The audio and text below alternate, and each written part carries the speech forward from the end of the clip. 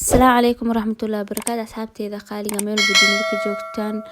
كسو دواذا جنال كيجا ديقا ديمان هدي أد نقع سبتان سبسكرايب نو سارة هدي أد كهشان لاك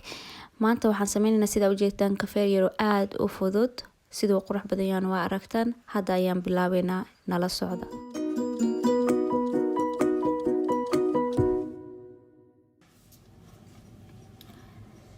كفيجان أيام haddana ku shubaya hal deciliter waaye ama qaandadan mugeeda oo kafee ah iyo waxaan ku darayaa hal qaando oo sokor ah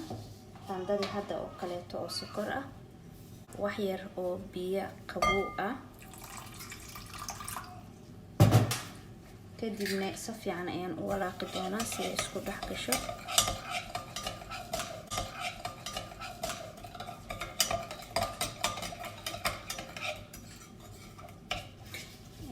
haddana waxaan ku dari doonaa wax yar oo vanilla sokor ah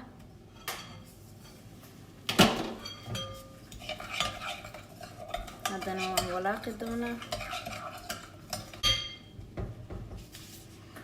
kadib mashiinkan ayaan soo qaadanaynaa haddana si fiican ayaan isku dhex gelin doonaa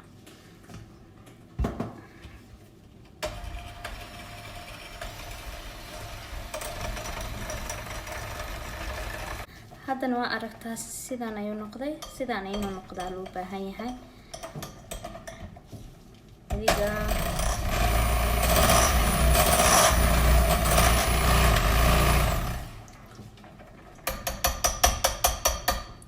ugu badnaan 7 daqiiqo meelahaas ayaa ku sameynaysa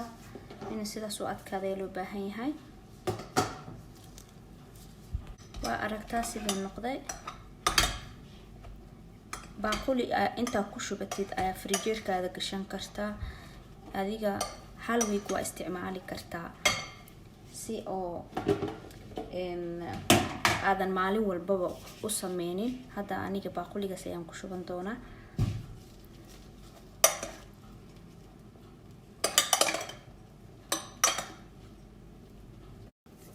haddana waa aragtaan kafeegii meeshii aan ku shubanay cagaas aan ku shubno frijeerka ayaa gashan kartaa maalinka doontida ayaa isticmaali kartaa ilaa 7 days 7 maalin haddana qaandadaas oo ayaan ku ridaynaa bakeeriga haddana kafeega aan ku shubay koobka caano aan soo kululeeyay ayaa haddana rabaa inaan ku daro sida ujeedaanba